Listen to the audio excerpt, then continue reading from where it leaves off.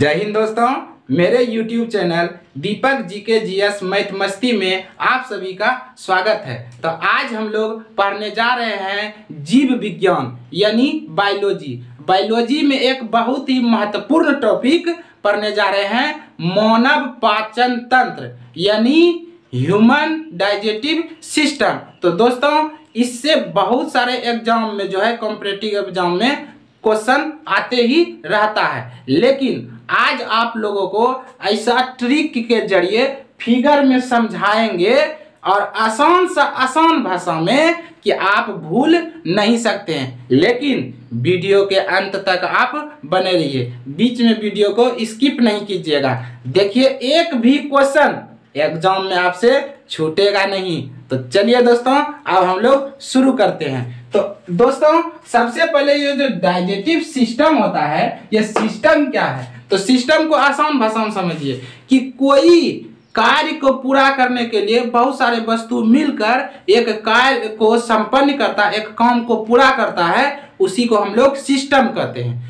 जैसे कि कंप्यूटर हो गया तो माउस हो गया, कीबोर्ड हो गया, तो ये सब मिलकर एक सिस्टम बनाते हैं। उसी तरह से हमारे शरीर में जो है कि भोजन का जो पाचन होता है तो बहुत सारे अंग मिलकर, बहुत सारे ग्रंथियां मिलकर जो है पाचन करते हैं, तो इसी को क्या कहा जाता है? Digestive system. तो सबसे पहले दोस्तों हम लोग समझने जा रहे हैं कि पाचन होता क्या है। तो पाचन जो है, पाचन सरल भाषा में समझिए तो भोजन के जटिल अणुओं को सरल अणुओं में तोड़ना ही पाचन कहलाती है। तो दोस्तों पाचन हमारे शरीर में कुछ ऐसे पदार्थ हैं जिसका पाचन नहीं होता है और कुछ ऐसे पदार्थ हैं जिसका पाचन होता है। तो क्वेश्चन आता है कि कौन ऐसे पदार्थ हैं जिसका कि पाचन हमारे शरीर में नहीं होता है। तो ऐसे तीन पदार्थ हैं। कौन कौन दोस्तों? जल, विटामिन और खनिज। ये इतने छोटे छोटे कण होते हैं कि इसका डायरेक्ट क्या होता है? अवशोषण होता है। यह हमारे शरीर में पाचन नहीं होता है। फिर क्वेश्चन आता है कि कौन ऐसा चीज है जिसका कि पाचन होता है? तो मुख्य रूप से हमारे शरीर में तीन चीज का पाचन होता है। तो किसका दोस्तों? कार्बोहाइड्रेट, प्रोटीन और फैट। ये तीन चीज का मुख्य रूप से क्या होती है? पाचन होती है हमारे शरीर में। इस तरह से दोस्तों हम लोग अब पढ़ेंगे कि पाचन एक क्या है? फिजिकल प्रक्रिया भी है और केमिकल प्रक्रिया भी है। कैसे? जैसे मुंह में हम भोजन को चबाते हैं तो कचोर मचोर के उसको तोड़ के क्या करते हैं? दांत से एकदम छोटा कर देते हैं। तो वह हो गया फिजिकल प्रक्रिया यानी भौतिक प्रक्रिया। और केमिकल प्रक्रिया जब भोजन को अंदर भेजते हैं तो उसमें बहुत सारे एंजाइम मिलते हैं जो कि भोजन को सरल अणुओं में तोड़ा जाता है, तो वह हो गया केमिकल प्रक्रिया। तो इसलिए क्या है कि पाचन एक फिजिको केमिकल प्रक्रिया है। फिजिको केमिकल प्रक्रिया। दोस्तों पाचन का जो मुख्य कार्य है भोजन से ऊर्जा उत्पन्न करना। अगर पाचन नहीं होगा तो हम लोगों के शरीर में ऊर्जा उत्पन्न नहीं होगा, तो भोजन से ऊर्जा उत्पन्न करना ही पाचन कहलाती है। तो दोस्तों इस तरह से हम लोग अब पढ़ेंगे डाइजेस्टिव सिस्टम। डाइजेस्टिव सिस्टम जो है दो प्रकार के होते हैं, एक होता है आहार नाल और एक होता है पाचन ग्रंथियां। तो आहार नाल की जो लंबाई होती है वह है 32 फीट, ये लगभग 9 मीटर। दोस्तों आहार नाल किसे कहते हैं? कितना जो है कि यहाँ कंफ्यूज कर जाते हैं। आहार नाल जो है यह मुख हुआ, यहाँ से जो भोजन प्रारंभ करते हैं हम लोग, और ये जो रेक्टम हुआ, यहाँ से जो शरीर से भोजन अपशिष्ट पदार्थ के रूप में बाहर होते हैं, ये इसी के पूरे लंबाई को आहार नाल कहा जाता है। और इसे कहा जाता है ग्रास नली। यह जो है मुख गुहा, यह है मुख गुहा, और यह है ग्रास नली, और यह जो है यह है लार ग्रंथि।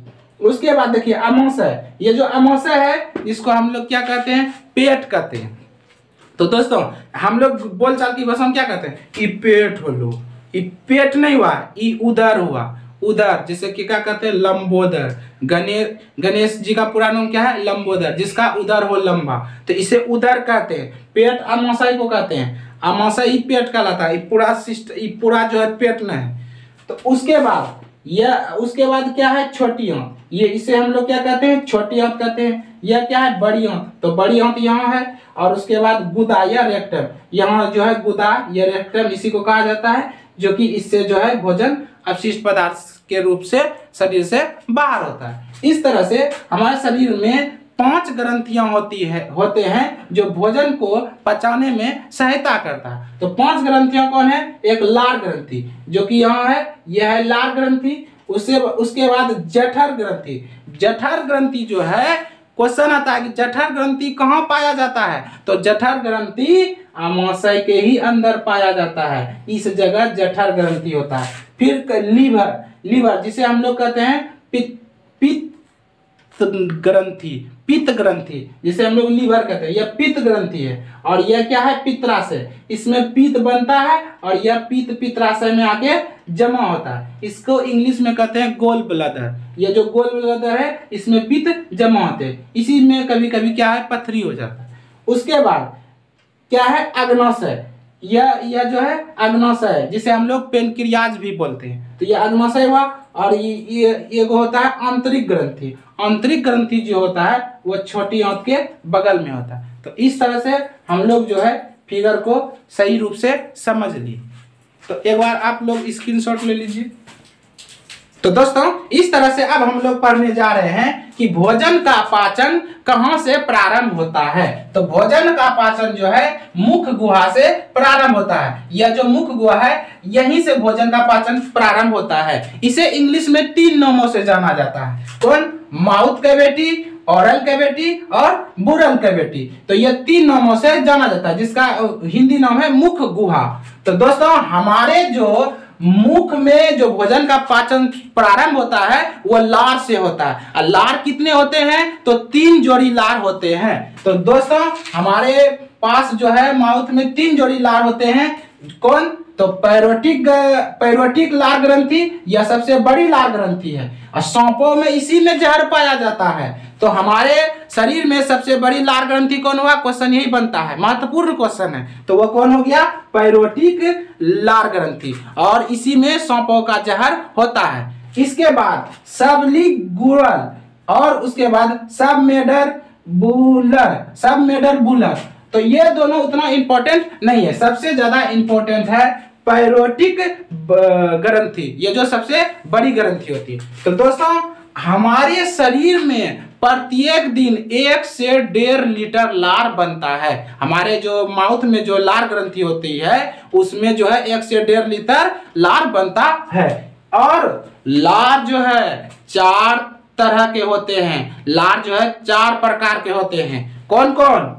तो लाइसोजाइम। ये लाइसोजाइम क्या करता है? जीवाणुनाशी है, यह जीवाणु को नष्ट करता है। जैसे हम लोग कोई गंदा भोजन कर लिए, कोई गंदा पदार्थ खा लिए, या थोड़ा सा कोई कुछ तरह सा खा लिए, तो क्या उससे अब बीमारी हो जाएगा? नहीं। लाइसोजाइम क्या करता है? कहता है या ससुरा या न जितना जीवाणु इस सब को हम मार देंगे, और वो मार देता है। जैसे बच्चा सबको देखे होंगे कि बच्चा सब क्या करता है? मिट्टी को खा लेता है, कभी कोई चीज वस्तु को लिया मुंह में खा लिया, तो अब क्या उसको बीमारी हो जाएगा? नहीं। लाइसोजाइम कहता है कि तुम या ना हम यहाँ बैठे हैं मारने के लिए, और वो मार देता है। तो इस तरह से दूसरा क्या है?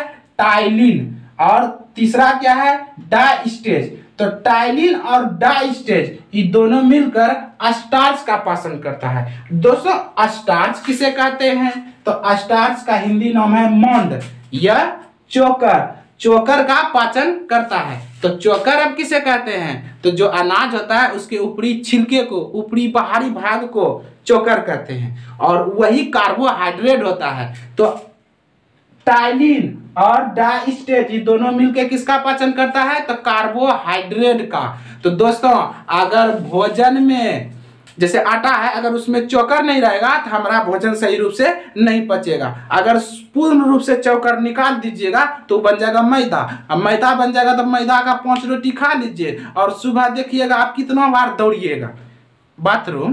तो इस तरह से जमते हैं। लेकिन 7 रोटी आप गेहूं का खा लीजिए, आराम से पचा दीजिएगा। तो भोजन में चोकर होना बहुत जरूरी है, तब भोजन सही रूप से पचता है। तो मोंड या चोकर या स्टार्च का या कार्बोहाइड्रेट का सब एक ही है। इसका जो पाचन कौन करता है?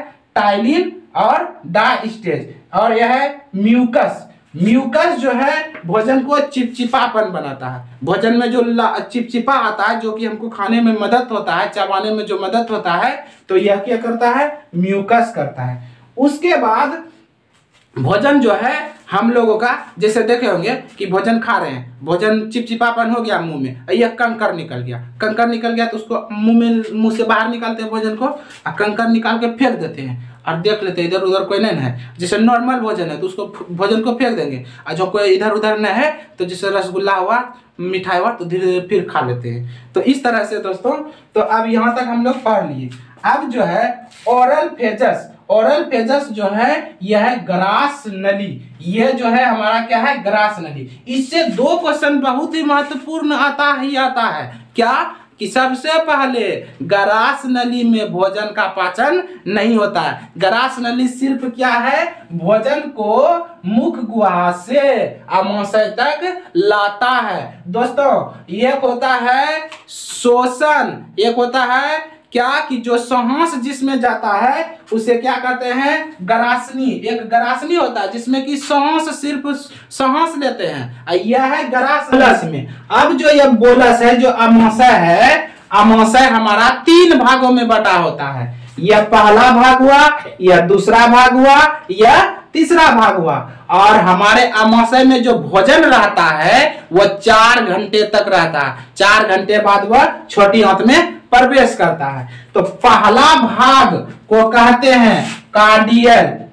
कार्डियक, कार्डियक क्या होता है? यह आमाशय का ऊपरी भाग होता है और इसमें HCl होता है। सबसे ज्यादा HCl इसी में होता है, हाइड्रोक्लोरिक अम्ल। यह क्या करता है? जितना अधिक मात्रा में हम लोग भोजन करते हैं उतना अधिक मात्रा में HCl निकलता है और भोजन में मिल जाता है। इसका जो है कि pH मान लगभग 2 होता है, बहुत ही एसिडिटिक होता है। तो हम लोग देखे होंगे, आप लोग देखे होंगे कि जब कोनो विवाह शादी में गए, फंक्शन में गए, अच्छा भोजन मिला और खा लिए ससुरा के एकदम कस के खा लिए, थोड़ा सा देर बस ढिकार आने लगता है, एसिडिटी होने लगता है। क्या? काहे कि हम लोग ज्यादा भोजन खा लिए तो ज्यादा HCl मात्रा में निकला और भोजन में मिल गया। अब वो कर दिए तो मुंह कान सब दूसरे तरह लगने लगता है, कड़वा लगने लगता है। तो वह क्या है? वह HCl अम्ल है। तो हम लोगों को जब एसिडिटिक होने लगता है,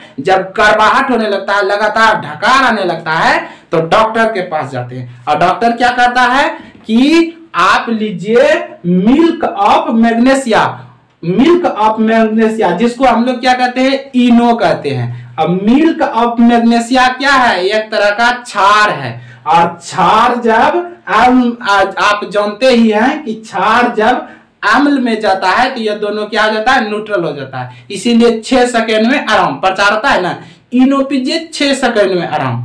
तो इस तरह से मिल्क ऑफ मैग्नेशिया पीने से, इनो पीने से हमको आराम होता है। और यह क्या करता है? HCl एक और काम करता है दोस्तों। आप वहां देखे थे कि जब हम गलत भोजन कर लिए थे, गंदा भोजन कर लिए थे, तो उसको नष्ट कौन क्या था? लाइसोजाइम। यहाँ जो एक है था ना ग्रंथि में जो एक एंजाइम था लाइसोजाइम, वो भोजन के जीवाणु को नष्ट किया था। लेकिन जो पावरफुल बैक्टीरिया है, पावरफुल जीवाणु है, जो उसको नहीं मार सका, तो हाइड्रोक्लोरिक कहता है या बेटा या, तो वो कहता है या तुम यहां से कैसे बच के जाएगा? तो हाइड्रोक्लोरिक क्या करता है? उस शक्तिशाली जीवाणुओं का भी नष्ट करता है। तो भोजन और हाइड्रोक्लोरिक क्या करता है? भोजन को छोटे छोटे अणुओं में तोड़ता है। तो हाइड्रोक्लोरिक का कितना कम हो गया? भोजन को वह छोटे छोटे अणुओं में तोड़ता है और भोजन को पचाने में सहायता करता है। और हाइड्रोक्लोरिक क्या करता है? जीवाणु नाशक है, जो बैक्टीरिया जीवाणु को नष्ट करता है। उसके बाद हम लोग आमाशय का दूसरा भाग आएंगे। दूसरा भाग को कहते हैं फंडिक। फंडिक जो है दोस्तों, या फंडिक में ये कांटेदार जैसा संरचना बना होता है, जिसको हम लोग रुझी कहते हैं। और इसी कांटेदार संरचना में भोजन जो आता है, हम लोग जो खाते हैं तो इसी में फंस के रहता है। और नहीं तो क्या होगा ससुरा कि भोजन हम खाएं और यहाँ फंसने वाला ही है ना, पता चलेगा कि डायरेक्ट भोजन छोटी आंत में आ गया, और छोटी आंत में आया तो हो गया भोजन ब्लॉक। अब क्या होगा, इसलिए यहाँ कांटेदार यहाँ संरचना बना होता है। तो देखे होंगे कि जब आप लोग फास्टिंग करते होंगे, जब आप लोग भूखे रहते होंगे जिस दिन, तो पेट गड़ता है, बोलते होंगे कि पेट गड़ रहा है, तो वही रुझी जो है खड़ा हो जाता है और यही गड़ता है अमाशय में, जो कि थोड़ा थोड़ा चुभन होता है, दर्द होता है। उसके बाद जो है कि हाँ, तीसरा भाग, ये जो तीसरा भाग है, तीसरा भाग को कहते हैं फाइलेरिक। क्या कहते हैं दोस्तों? फाइलेरिक। फाइलेरिक जो है कि इसमें जो है फाइलेरिक यही है तीसरा भाग, इसमें जठर रस बनता है। तो क्वेश्चन आता है कि जठर रस कहाँ बनता है, तो अमाशय में ही बनता है। तो अमाशय का तीसरा भाग में जठर रस बनता है, और जठर रस जो है दो चीज से मिलकर बना होता है। तो पहला कौन है? रेनिन। और रेनिन जो है जठर रस दो अम्ल से मिलकर बनाता है, रेनिन और पेप्सिन। तो रेनिन किसका पाचन करता है? दूध का। दूध को वह क्या बना देता है? दही बना देता है। तो जब बुढ़ापे की स्थिति आ जाती है तो डॉक्टर साहब क्या कहते हैं, जो बूढ़ा में जो है कि रेनिन नहीं बनने लगता है, तो डॉक्टर साहब कहते हैं बाबा आप अब दूध नहीं खाइए, डायरेक्ट दही खाइए। और डायरेक्ट वो बाबा को दही खाने की सलाह देता है, तब उसका पाचन क्रिया ठीक ठाक रहता है। आप देखे होंगे कि बच्चे जब दूध पीते हैं और जब वो बोकर देते हैं तो दही निकलता है, किस कारण से? तो यही रेनिन जो है दूध को दही में बदल देता है। उसके बाद जो है कि जठर रस का दूसरा जो है वो कौन है? पेप्सिन। पेप्सिन क्या करता है? भोजन के प्रोटीन का पाचन करता है। तो वह पोषे पेप्सिन, पोषे प्रोटीन, अब पोषे पेप्टोन। मतलब कि पेप्सिन जो है भोजन के प्रोटीन को पेप्टोन में बदल देता है। तो इस तरह से हम लोग पढ़े कि भोजन जो है यहां से खाए और यहां तक आया, तो भोजन यहां से जो खाए तो यहां तक आया, तो इसको क्या कहें? बोलस कहें। और यही भोजन जब सब चीज मिलजुल कर HCl मिलजुल कर जब यहाँ आया, छोटी आंत में अब प्रवेश करने वाला है, तो इस जगह वो उसी भोजन का नाम क्या हो जाता है? काइम। क्या हो जाता है दोस्तों? काइम।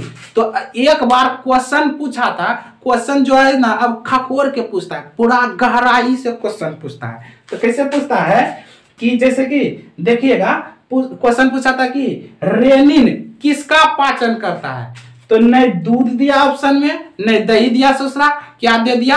केसिन दे दिया। तो आप लोग जानते करते हैं कि दूध में क्या पाया जाता है? केसिन पाया जाता है। तो रेनिन केसिन का भी पाचन करता है। तो इस तरह से अब क्वेश्चन आता है। तो इस तरह से क्वेश्चन क्या बना कि अमाशय में कितने घंटे तक भोजन रहता है, तो 4 घंटे तक रहता है। HCl जो क्या करता है? जीवाणुओं को नष्ट करता है, और रुझी जो है यह भोजन को रोक के रखता है। और ये जठर रस क्या करता है? रेनिन इसमें पाया जाता है, रेनिन से दूध से दही बनाता है। और पेप्सिन जो है कि वह प्रोटीन का पाचन करता है और पेप्टोन में बदल देता है, और तभी वही भोजन जो है जब यहाँ आता है तो उसका नाम काइम बन जाता है। दोस्तों आपके मन में बहुत सारा प्रश्न उठता होगा, बहुत सारा एक प्रश्न जरूर उठता होगा कि यह हाइड्रोक्लोरिक जो एसिड है यह कितना पावरफुल है, तो यह पेट को ही काहे नहीं गला सकता है? यह तो मां सही है, इसी को गला देता है। लेकिन नहीं, इसलिए नहीं गलाता है कि यहाँ एक पतला सा परद होता है। वह परद किसका होता है? मुकोसा का।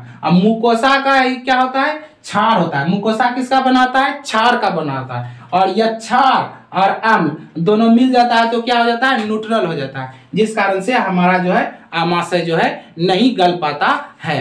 तो इस तरह से हम लोग जब मुंह में भोजन को कचोरे मचोरे तोड़े तो वो भोजन क्या बन गया? बोलस। क्या बन गया? बोलस। और वही बोलस जब यहाँ अमाशय में आया, इसमें अम्ल सब मिला, तो वह क्या बन गया? काइम। और काइम बनने के बाद वह छोटी आंत में अब प्रवेश करेगा। तो अब दूसरे लेक्चर में हम बताएंगे कि छोटी आंत में जब भोजन प्रवेश करेगा तो उसके बाद इधर क्या क्या होगा, तो वह दूसरे लेक्चर में हम बताएंगे। यह मेरा पार्ट 1 हुआ, वह पार्ट 2 होगा, तो वह वीडियो आप जरूर देखें। तो एक क्वेश्चन जैसे आप लोग मन में होता है, जैसे कि मान लो कोई जो है स्त्री गर्भवती है, तो गर्भवती है तो कहा जाता है कि उसका जो शिशु है वह शिशु कहाँ में होता है, तो हम लोग क्या बोलते हैं साधारण, उसके पेट में शिशु होता है। अरे ससुरा, पेट में शिशु होगा तो पेट में देखो कितना पावरफुल अम्ल है, वह क्या करेगा, शिशु को गला पचा के काइम बना देगा, निकाल देगा। तो पेट में नहीं होता है, वह किस में होता है, गर्भाशय में होता है। और गर्भाशय कहाँ होता है, अमाशय के नीचे। तो जो शिशु होता है महिलाओं में तो वह गर्भाशय में होता है, पेट में नहीं होता है। पेट तो अमाशय को कहते हैं। तो इस तरह से यह मेरा फर्स्ट वीडियो हुआ। सेकेंड वीडियो आप इस तरह से आगे बनाएंगे, वह जरूर देखें। धन्यवाद।